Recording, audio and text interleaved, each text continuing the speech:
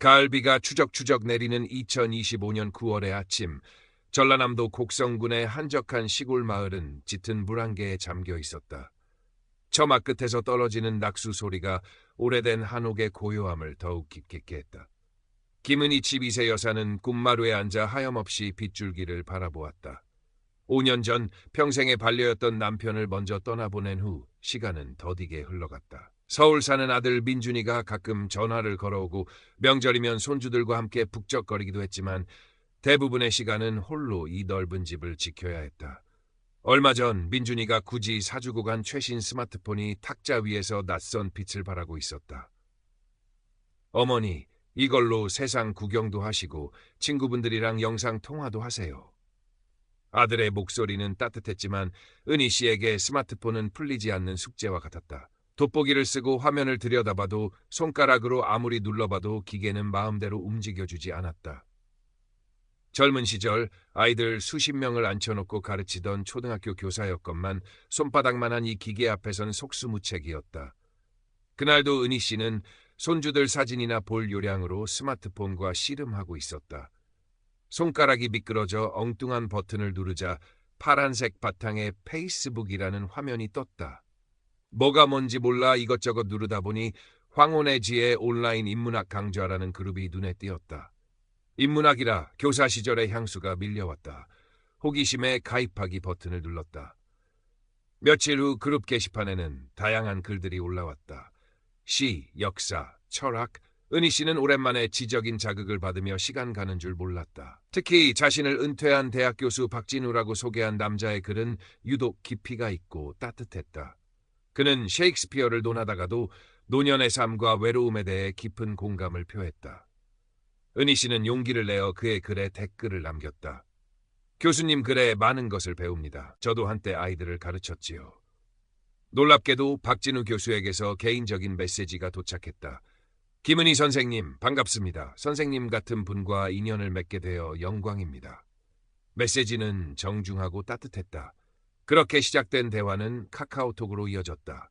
박 교수는 매일 아침 안부를 물었고 은희 씨가 쓴 짧은 시를 칭찬했으며 때로는 전화, 목소리 변조 앱을 사용하는 걸어와 다정한 목소리로 세상 돌아가는 이야기를 들려주었다. 그의 목소리는 신기하게도 마음을 편안하게 했다. 은희 씨는 수십 년 만에 처음으로 누군가에게 마음을 열고 자신의 속 깊은 이야기를 털어놓았다. 남편을 잃은 슬픔, 홀로 지내는 외로움, 자식들에게 짐이 될까봐 느끼는 불안감까지. 박 교수는 언제나 진지하게 들어주었고 현명한 조언과 따뜻한 위로를 건넸다. 선생님, 외로워 마십시오. 저 역시 같은 길을 걷고 있지 않습니까? 우리는 서로에게 좋은 벗이 될 수 있습니다. 어느덧 은희 씨는 박 교수를 전적으로 신뢰하게 되었다. 그는 단순한 온라인 친구가 아니라 황혼에 찾아온 귀한 인연이자 지적인 동반자였다. 그의 존재는 잿빛 같던 은희 씨의 일상에 다시금 색채를 불어넣었다. 어느 가을날, 박 교수는 평소와 다른 진지한 어조로 이야기를 꺼냈다. 선생님, 제가 오랫동안 지켜봐왔는데 선생님은 참으로 현명하고 분별력 있는 분이십니다. 그래서 선생님께만 특별히 제안하고 싶은 것이 있습니다. 그는 AI 기반 실버타운 연계 펀드라는 생소한 이름의 투자 상품을 소개했다. 미래 기술과 노인 복지를 결합한 획기적인 투자입니다. 인공지능이 가장 안전하고 수익성 높은 곳에 투자하여 원금은 100% 보장되고 연 15%의 고수익을 약속합니다. 특히 저명한 인사들과 선생님처럼 지혜로운 분들께만 드리는 비공개 기회이지요. 박 교수는 화려하지만 어딘가 조잡해 보이는 웹사이트 주소와 함께 복잡한 그래프와 수치로 가득한 투자 제안서를 카톡으로 보내왔다.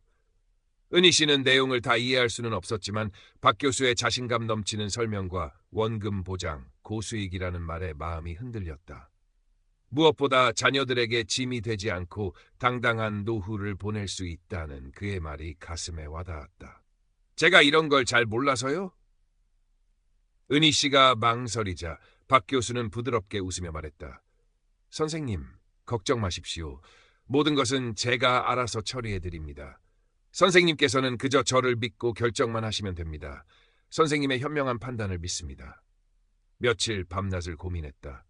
평생 땀 흘려 모은 돈, 남편이 남겨준 마지막 유산이었다. 아들 민준이에게 물어보고 싶었지만 왠지 모르게 망설여졌다. 분명 쓸데없는 짓 한다고 타박할 거야. 나도 이젠 내 노후를 스스로 책임질 수 있다는 걸 보여주고 싶어. 결국 은희 씨는 박 교수에 대한 깊은 신뢰와 독립적인 노후에 대한 열망으로 결정을 내렸다. 다음 날 은희 씨는 떨리는 손으로 읍내 농협을 찾았다. 창구 직원이 몇 번이나 어르신, 정말 이 큰 돈을 이쪽으로 보내시는 거 맞으세요? 요즘 사기가 많아서요 라고 물었지만 은희 씨는 단호하게 고개를 끄덕였다.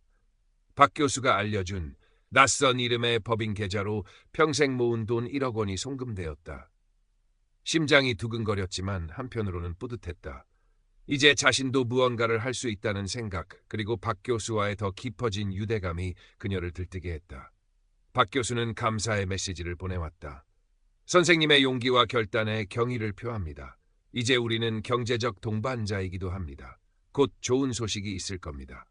약속대로 첫 달, 은희 씨의 통장에는 75만 원의 이자가 입금되었다. 그동안 정우진은 박 여사에게 한결같이 다정했고 두 사람의 관계는 마치 오랜 연인처럼 깊어졌다. 그는 박 여사에게 서윤 씨 같은 분을 이제야 만나게 된 것이 내 인생의 가장 큰 행운입니다. 언젠가 한국에 돌아가면 꼭 직접 뵙고 싶습니다라며 기대감을 심어주었다. 박 여사 역시 그와의 만남을 손꼽아 기다렸다. 그가 보내주는 해외 풍경 사진들을 보며 언젠가 그와 함께 그곳을 거닐 날을 상상하기도 했다.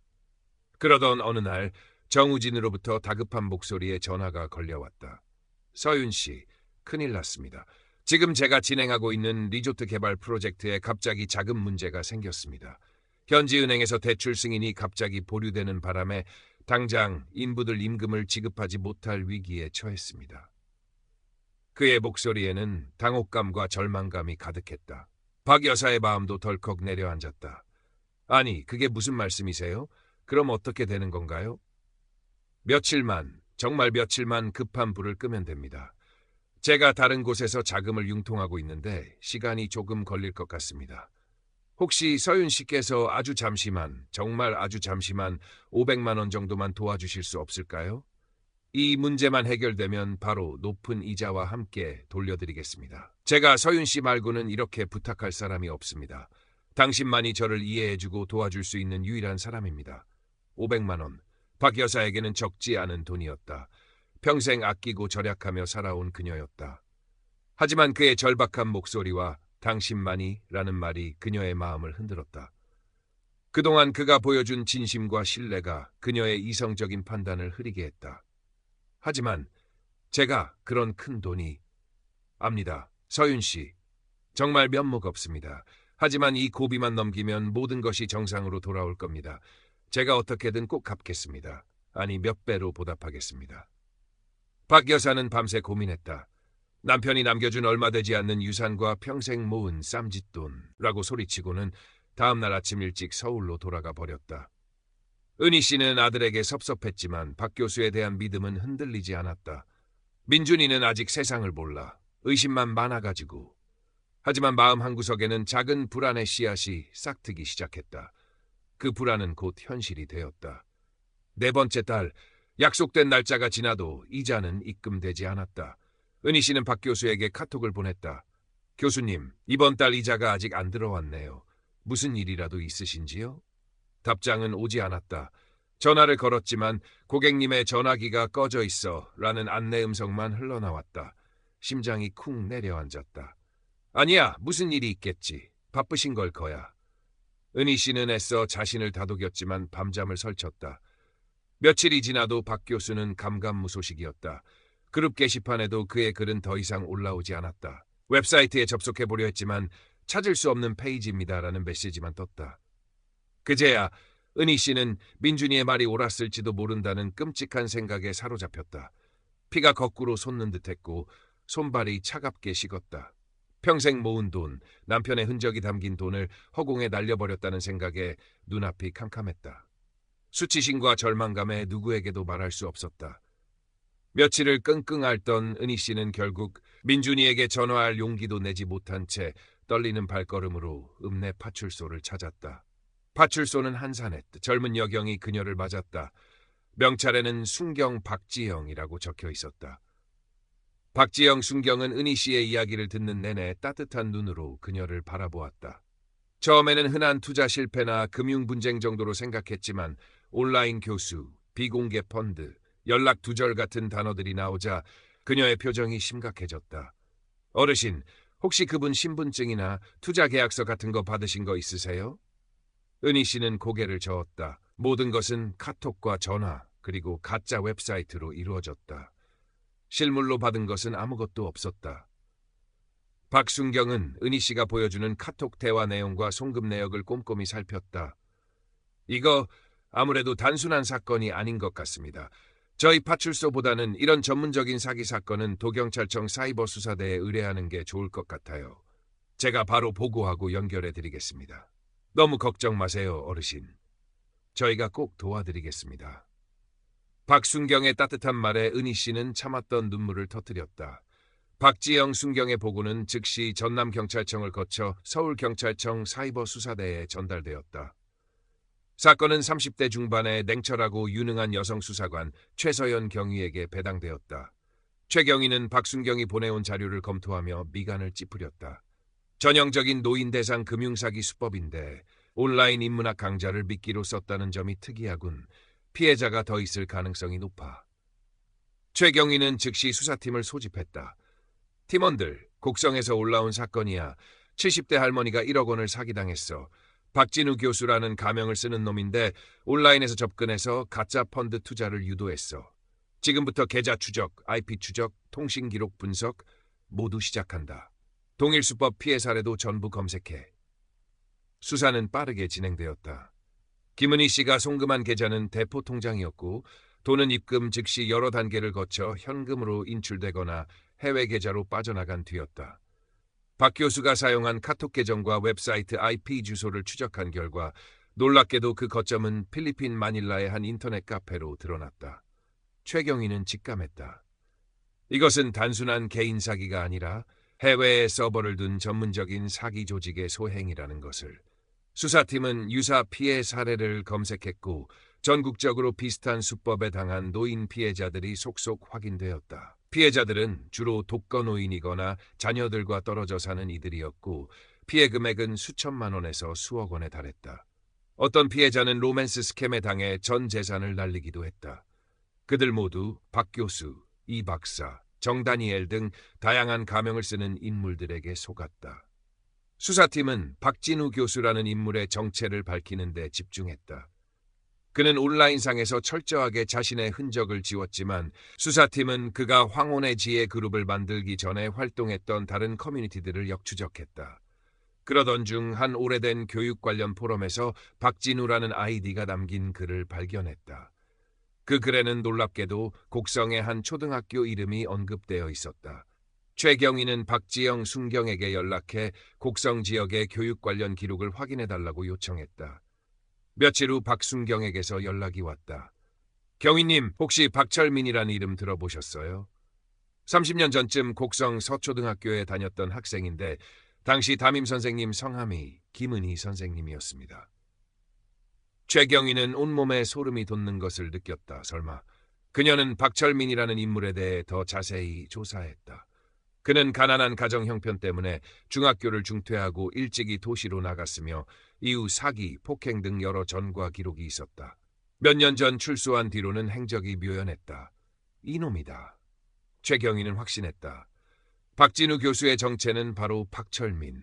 그는 어떤 이유에서인지 30년 전 자신의 담임 선생님이었던 김은희 씨에게 의도적으로 접근한 것이었다. 개인적인 원한일까? 아니면 그저 손쉬운 사기의 사기 대상으로 삼았던 것일까? 최 경위는 김은희 씨에게 이 사실을 어떻게 전해야 할지 고민했다. 이미 큰 상처를 입은 노인에게 과거의 제자가 자신을 속였다는 사실은 더 큰 충격이 될 수 있었다. 그녀는 박지영, 순경과 함께 직접 곡성으로 내려가기로 결정했다. 민준이 먼저 입을 열었다. 할머니가 아주 환하게 웃으시면서 제 머리를 쓰다듬어 주셨어요. 그리고는 우리 강아지 잘하고 있다. 앞으로도 좋은 일 많이 하거라 하고 말씀하셨어요. 지민은 민준의 말에 가만히 미소 지었다. 그래, 할머니도 하늘에서 네가 하는 일을 다 지켜보시고 응원하고 계실 거야. 할머니는 늘 네가 자랑스럽다고 하셨으니까. 두 사람은 한동안 말없이 할머니와의 추억이 깃든 그곳에서 따뜻한 가을 햇살을 만끽했다. 민주는 주머니에서 작은 수첩을 꺼내 지민에게 보여주었다. 그 수첩에는 그가 설립하려는 비영리 단체의 이름과 활동 계획들이 꼼꼼하게 적혀 있었다. 단체의 이름은 복내 할머니의 따뜻한 동행이었다. 할머니의 삶이 헛되지 않았다는 것을, 그리고 할머니가 남기신 사랑과 용기가 이렇게 다음 세대로 이어지고 있다는 것을 보여주고 싶어요. 비록 작은 시작이지만 할머니처럼 어려움을 겪는 다른 분들에게 조금이나마 힘이 될 수 있다면 좋겠어요. 지민은 민준의 말에 가슴 벅찬 감동을 느꼈다. 할머니가 뿌린 희망의 씨앗이 이렇게 손자의 마음속에서 아름다운 꽃으로 피어나고 있다는 사실이 더없이 기뻤다. 그녀는 민준의 어깨를 가만히 다독이며 말했다. 정말 멋지구나, 아들. 할머니께서도 분명 기뻐하실 거야. 엄마도 언제나 네 곁에서 응원할게. 그 순간 어디선가 바람이 불어와 감나무 가지를 부드럽게 흔들었다. 마치 할머니가 두 사람의 대화를 듣고 흐뭇하게 미소 짓는 것처럼. 시간이 흘러 복내 할머니의 따뜻한 동행은 민준의 헌신적인 노력과 많은 사람들의 후원으로 점차 자리를 잡아가기 시작했다. 단체는 노인들을 위한 스마트폰 활용 교육, 온라인 금융거래 안전 교육, 그리고 로맨스 스캠을 포함한 각종 사기 피해 예방 프로그램을 운영하며 지역사회에 실질적인 도움을 제공했다. 특히 피해 경험이 있는 노인들이 직접 상담사로 참여하여 서로의 아픔을 나누고 치유하는 동료 상담 프로그램은 큰 호응을 얻었다. 필리핀 현지팀의 연락이었다. 경위님, 작전 성공했습니다. 현장에서 조직원 30여 명 검거했고 총책으로 보이는 박철민도 잡았습니다. 며칠 후 TV뉴스에서는 대대적으로 필리핀발 노인 대상 금융사기 조직 검거 소식을 보도했다. 화면에는 마스크와 모자로 얼굴을 가린 채 필리핀 경찰에게 체포되어 끌려 나오는 조직원들의 모습이 비쳤다. 그리고 잠시 총책 박철민이라는 자막과 함께 깡마르고 초췌한 중년 남자의 얼굴이 스쳐 지나갔다. 김은희 씨는 화면 속 그 얼굴에서 30년 전 수줍게 웃으며 그림을 내밀던 어린 제자의 흔적을 찾아볼 수 없었다. 낯설고 비정한 눈빛만이 남아있을 뿐이었다. 그녀는 TV를 껐다. 더 이상 보고 싶지 않았다. 모든 것이 끝났다는 생각에 허탈감이 밀려왔다. 하지만 동시에 진실을 마주했다는 작은 안도감도 느꼈다. 박철민은 한국으로 송환되어 조사를 받았다. 그는 처음에는 혐의를 부인했지만 쏟아지는 증거 앞에 결국 모든 것을 자백했다. 그가 김은희 씨에게 접근한 것은 과거 가난했던 자신을 교사였던 그녀가 무시했다고 느꼈던, 물론 그것은 그의 뒤틀린 기억일 뿐이었다. 앙심과 함께 홀로 사는 노인이 손쉬운 먹잇감이라고 판단했기 때문이었다. 그는 김은희 씨에게서 받은 1억 원을 포함해 수십 명의 노인들에게서 수십억 원을 갈취해 필리핀에서 호화로운 생활을 즐겨왔다. 피해 금액의 대부분은 이미 탕진되어 회수하기 어려웠다. 김은희 씨는 평생 모은 돈을 되찾지 못할 것이라는 사실을 담담하게 받아들였다. 돈보다 더 큰 것을 잃었다고 생각했지만 동시에 돈보다 더 중요한 것이 무엇인지 깨닫게 된 시간이었다. 소식을 듣고 달려온 아들 민준이는 어머니 앞에서 무릎을 꿇고 눈물을 흘렸다. 어머니, 죄송해요. 제가 좀 더 자주 찾아뵙고 좀 더 신경 썼더라면 이런 일은 없었을 텐데요. 은희 씨는 그런 아들의 등을 말없이 토닥여 주었다. 모자 사이에 서먹했던 벽이 허물어지는 순간이었다. 사건이 마무리된 후 김은희 씨의 삶에는 작은 변화가 찾아왔다. 그녀는 더 이상 홀로 집에만 머물지 않았다.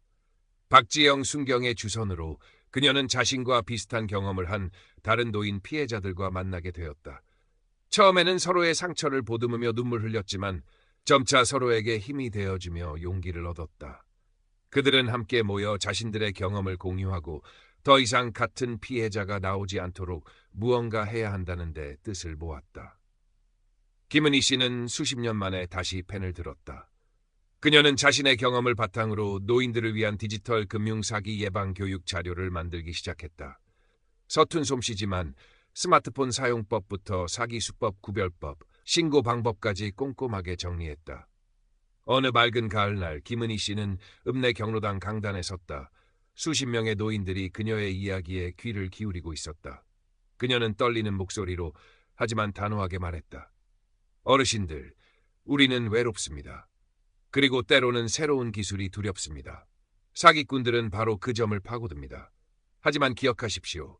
속는 것이 부끄러운 것이 아니라 속이는 놈이 나쁜 것입니다. 우리는 더 이상 숨거나 자책하지 말고 서로에게 힘이 되어주고 당당하게 목소리를 내야 합니다. 강의를 마친 은희 씨의 얼굴에는 오랜만에 환한 미소가 피어올랐다. 비록 큰 돈을 잃고 깊은 상처를 입었지만 그녀는 그 아픔을 통해 새로운 삶의 의미와 용기를 찾은 것이었다. 창밖으로는 황금빛으로 물든 들판이 펼쳐져 있었고 그녀의 마음에도 따스한 가을 햇살이 스며드는 듯했다. 서울에서는 최서연 경위가 아직 잡히지 않은 다른 사기 조직들을 추적하며 밤늦게까지 사무실 불을 밝히고 있었다. 끝나지 않은 싸움이었지만 그녀의 눈빛에는 지친 기색 없이 정의를 향한 굳은 의지가 담겨 있었다. 세상의 어둠 속에서도 희망의 씨앗은 그렇게 조용히 그리고 굳건하게 자라나고 있었다. 김의 씨의 삶은 경로당 강의를 기점으로 새로운 국면을 맞았다. 처음에는 어색해하고 자신의 치부를 드러내는 것 같아 망설였던 그녀였지만 강의를 듣는 노인들의 눈빛 속에서 동질감과 간절함을 발견하면서 점차 자신감을 얻었다. 그녀의 진솔한 경험담과 쉬운 설명은 많은 이들의 공감을 얻었고 입소문을 타고 인근 면단위까지 강의 요청이 쇄도했다. 박지영 순경은 그런 은희 씨의 든든한 지원군이 되어주었다. 그녀는 은희 씨의 강의 자료를 최신 사기수법 정보로 업데이트해주고 강의 장소를 섭외하는 등 꾸준히 일을 마다하지 않았다. 때로는 직접 강의에 참여해 경찰의 입장에서 예방책과 신고 절차를 설명하기도 했다. 두 사람은 세대를 뛰어넘어 돈독한 우정을 쌓아갔다. 아들 민준이도 변했다. 그는 주말마다 어머니를 찾아왔다. 예전처럼 용돈만 건네고 돌아가는 것이 아니라 어머니와 함께 텃밭을 가꾸고 저녁을 먹으며 도란도란 이야기를 나누었다. 그는 어머니가 만든 사기 예방 자료를 인터넷 카페와 밴드에 올리는 등 어머니의 활동을 적극적으로 도왔다. 어머니, 제가 너무 무심했어요. 이제라도 어머니 곁에서 힘이 되어 드리고 싶어요. 민준이의 진심 어린 말에 은희 씨는 지난날의 서운함이 눈 녹듯 사라지는 것을 느꼈다. 한편 최서연 경위는 필리핀에서 검거된 박철민과 조직원들을 신문하며 여죄를 캐는 데 주력했다. 박철민은 처음에는 완강히 버텼지만 최경위의 집요한 추궁과 증거 앞에 결국 입을 열기 시작했다. 그의 자백을 통해 그들의 배후에는 더 큰 규모의 국제 사기 조직이 있다는 사실이 드러났다. 그들은 필리핀뿐만 아니라 중국, 동남아 여러 국가에 거점을 두고 보이스피싱, 로맨스 스캠, 금융사기 등 온갖 수법을 동원해 전 세계의 피해자들을 울리고 있었다. 최경희는 이 정보를 인터폴과 공유하고 국제 공조 수사를 확대해 나갔다. 길고 힘든 싸움이 될 것이었지만 그녀는 포기하지 않았다. 김은희 씨와 같은 피해자들의 눈물을 떠올릴 때마다 그녀는 반드시 이 범죄의 뿌리를 뽑고야 말겠다고 다짐했다. 김은희 씨의 활동은 지역신문의 작은 기사로 실리기도 했다. 사기 피해 할머니, 사기 예방 전도사로 변신. 기사를 본 몇몇 다른 지역의 피해자들에게서 연락이 왔다. 그들은 은희 씨에게 위로를 받고 자신들도 무언가 해야겠다는 용기를 얻었다. 그렇게 작은 연대의 물결이 퍼져나가기 시작했다. 물론 상처가 완전히 아문 것은 아니었다. 문득문득 밤잠을 설치며 박철민의 배신에 몸서리치는 날도 있었고 낯선 번호로 전화가 오면 심장이 덜컥 내려앉기도 했다. 평생 모은 돈을 잃었다는 상실감은 쉽게 지워지지 않았다. 하지만 그녀는 더 이상 혼자가 아니었다. 곁에는 든든한 아들과 손주들, 따뜻한 박지영, 순경, 그리고 아픔을 함께 나누는 친구들이 있었다. 무엇보다 그녀에게는 다른 이들을 돕는다는 새로운 삶의 목표가 생겼다.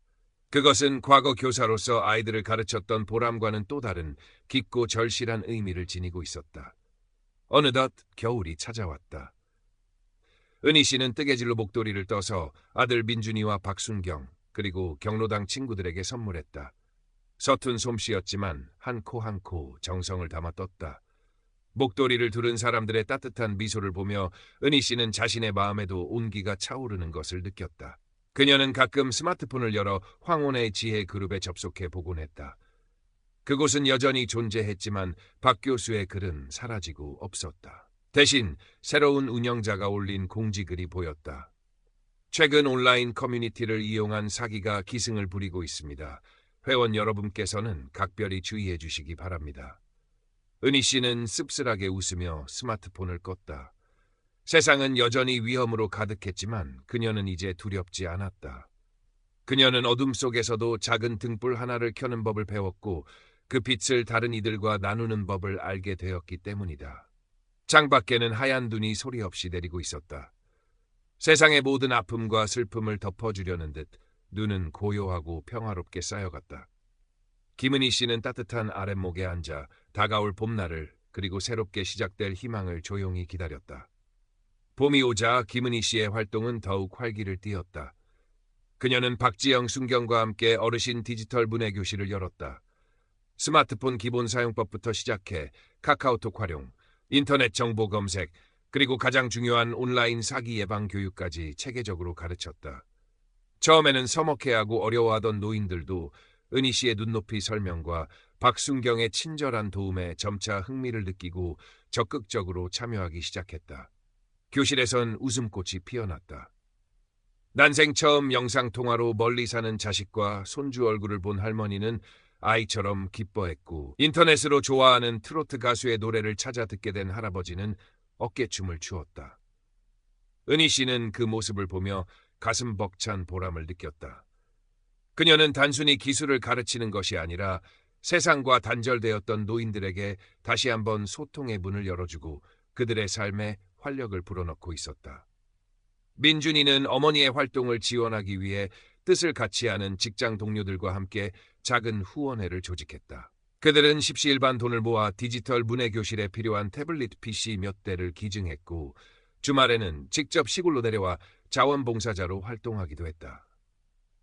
도시의 젊은이들과 시골 노인들이 함께 어울려 서로 배우고 소통하는 모습은 마을에 새로운 활력을 불어넣었다.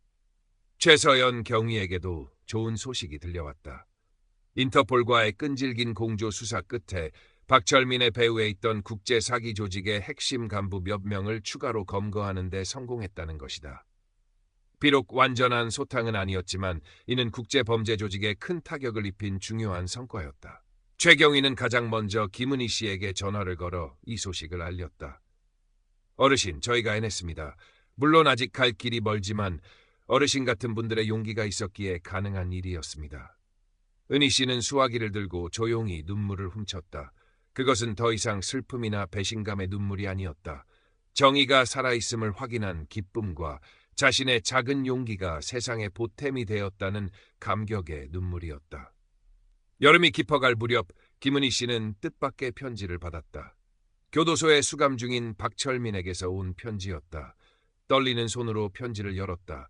편지에는 서툴지만 진심이 담긴 사죄의 글이 적혀 있었다.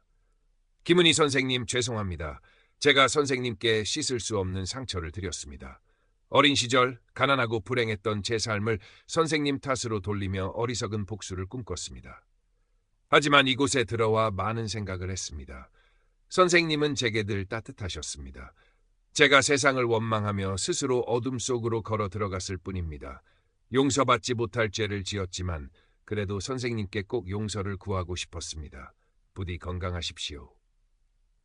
은희 씨는 편지를 읽고 한참 동안 말이 없었다.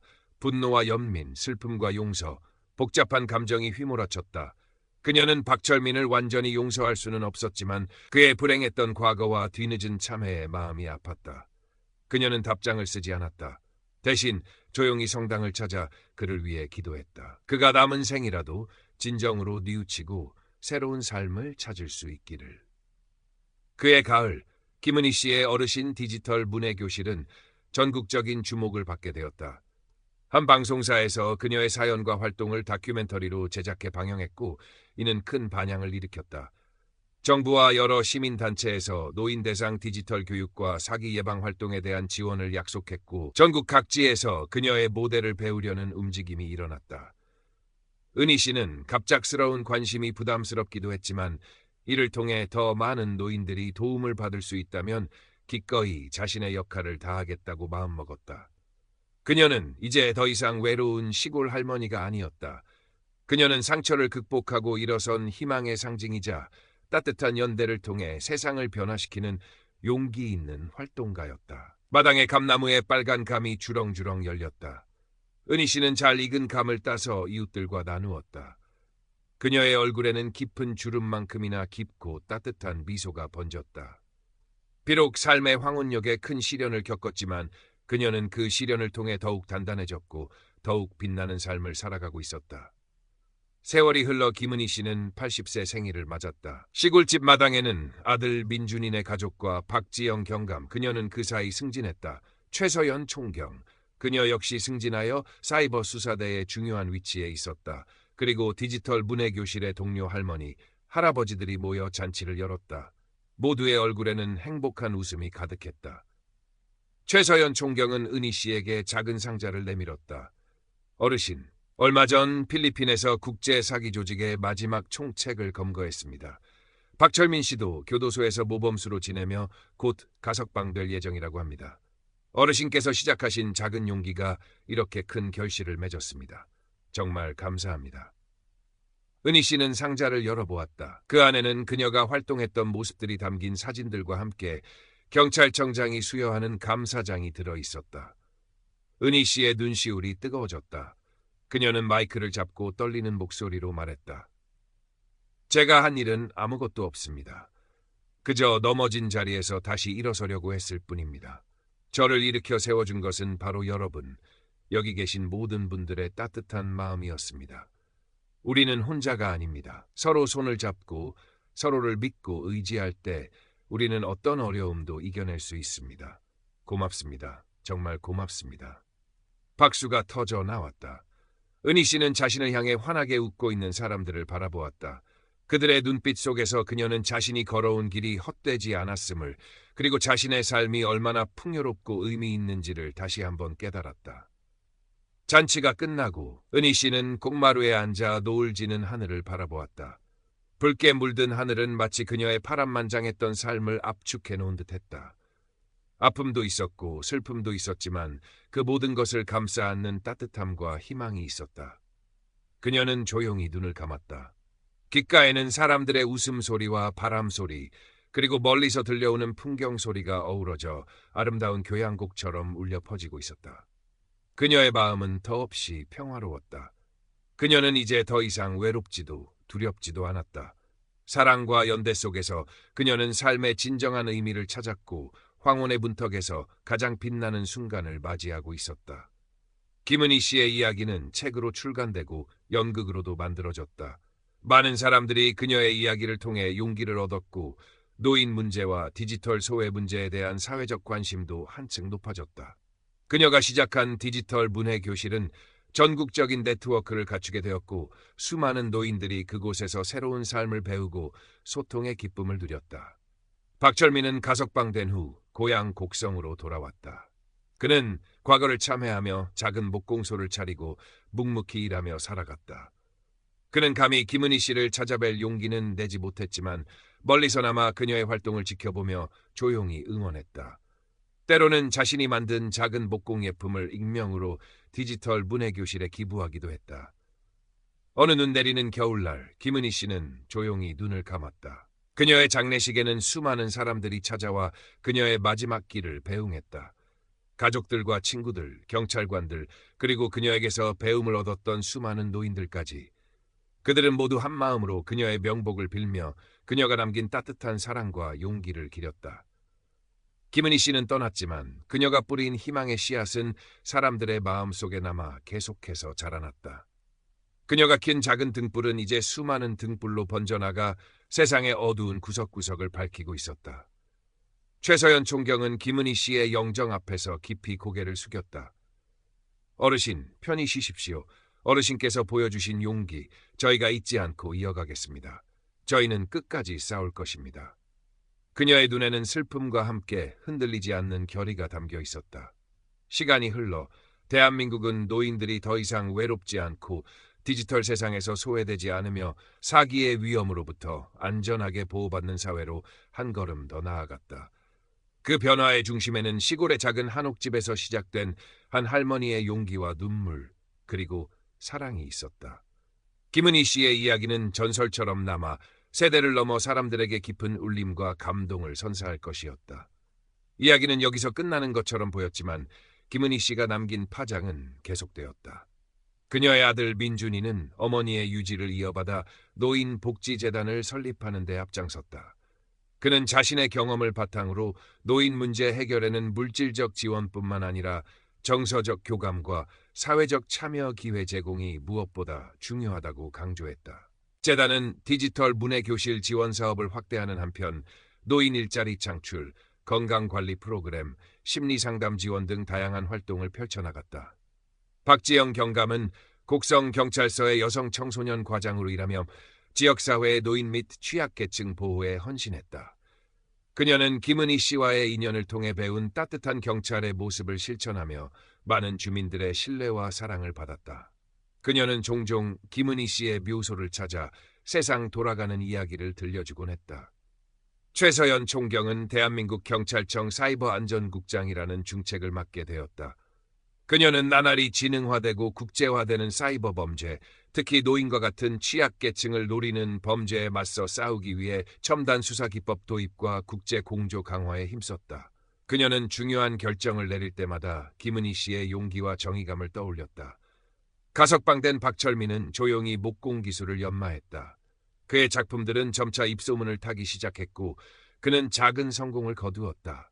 그는 수익의 일부를 꾸준히 김은희 재단에 익명으로 기부했다. 그는 평생 자신의 죄를 짊어지고 살아가겠지만 작은 선행을 통해 조금이나마 빚을 갚고 싶었다.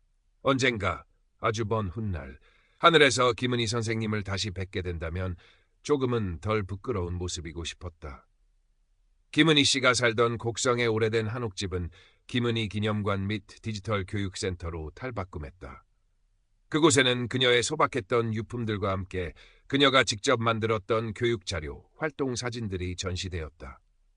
또한 최신 디지털 기기를 갖춘 교육장에선 여전히 많은 노인들이 새로운 배움의 기쁨을 누리고 있었다. 똠마루에는 김은희 씨가 생전에 앉아있던 모습 그대로 의자가 놓여 있었고 그곳에 앉으면 마치 그녀의 따뜻한 온기가 느껴지는 듯했다. 기념관 개관식 날 많은 사람들이 모였다. 민준이는 어머니를 회상하며 눈시울을 붉혔고 박지영 경감과 최서연 국장은 그녀와의 추억을 이야기하며 참석자들의 가슴을 뭉클하게 했다. 한도인 대표는 떨리는 목소리로 김은희 씨에게 보내는 감사 편지를 낭독했다. 김은희 선생님, 당신은 저희에게 빛이었습니다. 외롭고 어두웠던 저희 삶에 찾아와 희망과 용기를 주셨습니다. 스마트폰 하나 제대로 못 만지던 저희가 이제는 자식들과 영상통화도 하고 세상 소식도 찾아보고 심지어는 이렇게 감사편지도 쓸 수 있게 되었습니다. 이 모든 것이 선생님 덕분입니다. 저희는 선생님이 가르쳐주신 사랑과 연대의 힘을 잊지 않고 서로 도우며 씩씩하게 살아가겠습니다. 하늘에서 부디 평안하소서. 개관식이 끝나고 사람들은 기념관 곳곳을 둘러보며 김은희 씨를 추억했다. 한쪽 벽에는 그녀가 생전에 좋아했던 시 한 구절이 적혀 있었다. 넘어진 자리마다 꽃이 피었네. 눈물 젖은 땅마다 무지개 섰네. 절망의 잿더미 속 희망을 보았네. 사랑, 오직 사랑만이 길이었네. 그 시처럼 김은희 씨의 삶은 절망 속에서도 희망을 꽃피웠고 아픔 속에서도 사랑을 나누었다. 그녀의 이야기는 단순한 사기 피해 극복기가 아니었다. 그것은 한 인간이 역경 속에서 어떻게 존엄을 지키고 공동체와 연대하며 세상을 변화시킬 수 있는지를 보여주는 위대한 서사였다. 해가 저물고 기념관에 하나둘 불이 켜졌다. 한옥집은 따뜻한 불빛에 휩싸여 마치 밤하늘의 별처럼 빛나고 있었다. 그 빛은 김은희 씨가 남긴 사랑과 희망의 빛이었고 그 빛은 영원히 꺼지지 않고 사람들의 마음속에서 빛날 것이었다. 몇 년 후 필리핀 마닐라의 번화가에서 조금 떨어진 한 허름한 건물. 필리핀 경찰과 한국 경찰청에서 파견된 최서연 국장팀이 조용히 건물을 포위하고 있었다. 첩보에 따르면 이곳은 박철민 조직의 잔당과 새로운 세력이 결합하여 만든 신종 금융사기 조직의 아지트였다. 그들은 더욱 교묘해진 수법으로 이제는 노인뿐만 아니라 가상화폐에 투자하는 젊은 층까지 노리고 있었다. 최서연 국장은 헤드셋을 통해 작전 개시 명령을 내렸다. 작전 개시! 중무장한 경찰들이 순식간에 건물로 진입했다. 혼비백산하여 도망치려는 조직원들과 격렬한 몸싸움이 벌어졌다. 최 국장은 침착하게 현장을 지휘하며 핵심 용의자들의 동선을 파악했다. 그녀의 목표는 단 하나, 이 범죄의 뿌리를 완전히 뽑아내는 것이었다. 치열한 격투 끝에 조직의 핵심 인물들이 모두 검거되었다. 컴퓨터와 서버에서는 수많은 피해자들의 정보와 범죄 수익 내역이 담긴 방대한 데이터가 발견되었다. 최 국장은 압수된 증거들을 살펴보며 깊은 한숨을 내쉬었다. 범죄는 끊임없이 진화하고 있었고 싸움은 결코 끝나지 않을 것임을 다시 한번 실감했다. 하지만 그녀는 지치지 않았다. 그녀의 마음속에는 언제나 김은희 씨의 얼굴이 떠올랐다. 어르신, 보고 계십니까? 저희는 아직 싸우고 있습니다. 한국으로 돌아온 최 국장은 검거된 조직원들을 신문하며 그들의 새로운 사기 수법을 분석하고 이를 바탕으로 한 예방 시스템 구축에 착수했다. 그녀는 김은희 재단과 협력하여 젊은 층을 대상으로 한 맞춤형 금융 사기 예방 교육 프로그램 개발에도 참여했다. 김은희 씨의 아들 민준이는 재단 활동을 통해 사회적으로 존경받는 인물이 되었다. 그는 어머니의 이름을 딴 김은희상을 제정하여 노인 복지와 디지털 정보 격차 해소에 기여한 인물이나 단체에게 매년 시상했다. 곡성의 김은희 기념관은 이제 지역의 명소를 넘어 전국적인 교육의 장으로 자리 잡았다. 학생들은 이곳을 찾아와 노인 문제와 사회적 연대의 중요성을 배우고 IT 기업들은 사회 공헌 활동의 일환으로 디지털 기기 기증 및 교육 봉사를 이어갔다. 박철민은 모범적인 수영 생활을 마치고 사회로 복귀했다. 그는 여전히 목공예가로 살아가며 자신의 재능을 좋은 곳에 쓰기로 결심했다. 그는 김은희 재단과 연계하여 출소자들과 위기 청소년들에게 목공 기술을 가르치며 그들의 자립을 돕는 사회적 기업을 설립했다. 그는 더 이상 과거의 어둠에 갇혀 있지 않았다. 김은희 씨가 비록 비극적인 방식으로였지만 남긴 마지막 가르침을 통해 그는 비로소 나눔과 봉사의 삶에서 진정한 의미를 찾게 된 것이었다. 어느 따뜻한 봄날 박철민은 용기를 내어 김은희 씨의 묘소를 찾았다. 그는 묘소 앞에 자신이 정성껏 만든 작은 나무 의자를 내려놓고 한참 동안 말없이 고개를 숙였다. 선생님, 저 철민입니다. 너무 늦게 찾아뵈어 죄송합니다. 선생님 덕분에 저는 다시 살아갈 힘을 얻었습니다. 하늘에서나마 부디 저를 용서해 주십시오. 그의 눈에서 뜨거운 눈물이 흘러내렸다. 그때 어디선가 불어온 따뜻한 봄바람이 그의 뺨을 어루만지며 지나갔다. 마치 김은희 씨의 온화한 손길처럼. 박철민은 눈물을 닦고 일어섰다. 그의 얼굴에는 더 이상 과거의 그늘이 없었다. 대신 조용하지만 단단한 희망의 빛이 감돌고 있었다. 김은희 씨의 이야기는 그렇게 계속되고 있었다. 그녀가 남긴 사랑과 용기는 시간을 넘어 사람과 사람 사이를 흐르며 세상을 조금씩 더 따뜻하고 안전한 곳으로 만들어가고 있었다. 그녀의 삶은 한 사람의 선한 의지가 얼마나 큰 변화를 가져올 수 있는지를 보여주는 영원한 증거로 남았다. 김은희 씨의 10주기 추모식이 김은희 기념관에서 열렸다. 그동안 많은 것이 변했지만 그녀를 향한 사람들의 마음은 변치 않았다.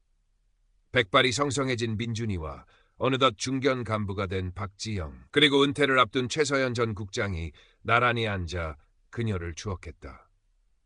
디지털 문해교실 1기 졸업생들은 이제 어엿한 강사가 되어 새로운 후배들을 가르치고 있었다. 추모식에선 특별한 공연이 열렸다. 박철민 씨가 이끄는 사회적 기업의 청소년들이 직접 만든 나무 악기들로 연주하는 작은 음악회였다. 서툴지만 진심이 담긴 연주는 참석자들의 마음을 울렸다. 박철민 씨는 무대 끝에서 조용히 눈물을 훔쳤다. 최서연 전 국장은 회고사를 통해 말했다. 김은희 어르신은 제게 등대와 같은 분이셨습니다. 끝이 보이지 않는 사이버 범죄와의 싸움 속에서 길을 잃을 때마다 저는 어르신의 용기를 떠올렸습니다. 어르신은 우리에게 기술의 발전만큼이나 중요한 것은 인간에 대한 존중과 따뜻한 연대라는 것을 가르쳐 주셨습니다. 그 가르침을 잊지 않겠습니다. 추모식이 끝나고 사람들은 기념관 마당에 모여 김은희 씨가 생전에 좋아했던 음식들을 나누며 담소를 나누었다. 아이들의 웃음소리와 어른들의 이야기 소리가 어우러져 기념관은 다시 한번 활기로 넘쳤다. 민준이는 어머니의 영정 사진 앞에 섰다. 사진 속 어머니는 여전히 온화한 미소를 짓고 있었다. 어머니, 보고 계시죠? 어머니가 뿌린 씨앗이 이렇게나 크게 자랐어요. 어머니는 떠나셨지만 어머니의 사랑은 영원히 우리 곁에 살아 숨쉴 거예요. 부디 그곳에서 평안하세요. 해가 뉘엿뉘엿 지고 하늘에는 하나둘 별이 떠오르기 시작했다. 그중 가장 밝게 빛나는 별 하나가 마치 김은희 씨의 눈빛처럼 따스하게 세상을 내려다보고 있는 듯했다. 그녀의 이야기는 끝나지 않았다. 그것은 사랑과 용기, 그리고 희망에 대한 영원한 노래가 되어 사람들의 마음속에서 계속 울려 퍼질 것이었다. 김은희 재단은 AI 기술을 활용한 새로운 사기 예방 시스템을 개발하여 전국 노인복지관과 금융기관에 보급했다. 이 시스템은 노인들의 통화 내용이나 문자 메시지, 온라인 활동 패턴을 분석하여 사기 위험이 감지되면 즉시 본인과 지정된 보호자, 자녀 등에게 경고를 보내주는 방식이었다. 또한 김은희 씨의 목소리를 복원한 AI 챗봇은 노인들의 말벗이 되어주며 외로움을 달래주는 동시에 자연스럽게 사기 예방 정보를 전달하는 역할을 했다. 기술이 사기에 악용되기도 하지만 동시에 기술은 사람을 돕고 보호하는 가장 강력한 도구가 될 수 있음을 보여주는 사례였다. 박철민 씨의 사회적 기업은 성공적으로 자리를 잡았다. 그곳에서 기술을 배운 청소년들은 건강한 사회 구성원으로 성장했고 그들 중 일부는 다시 후배들을 돕는 지도자가 되었다. 박철민 씨는 김은희 씨의 용서에 보답하는 길은 자신처럼 길을 잃었던 이들에게 새로운 기회를 주는 것이라고 믿었다. 곡성의 작은 마을은 디지털 친화 및 노인 안전 마을의 모범 사례로 전국적인 주목을 받았다. 많은 지자체에서 이곳을 벤치마킹하기 위해 찾아왔고 김은희 씨가 시작한 변화의 물결은 대한민국 전체로 퍼져나갔다. 최서연 전 국장은 은퇴 후 자신의 경험을 바탕으로 사이버 범죄와 노인 심리에 관한 책을 집필했다. 그녀는 책의 서문에 이렇게 썼다. 이 책을 어둠 속에서 빛을 밝혀주신 나의 영원한 등대 김은희 어르신께 바칩니다. 세상은 계속해서 변하고 새로운 형태의 범죄는 또다시 나타날 것이다.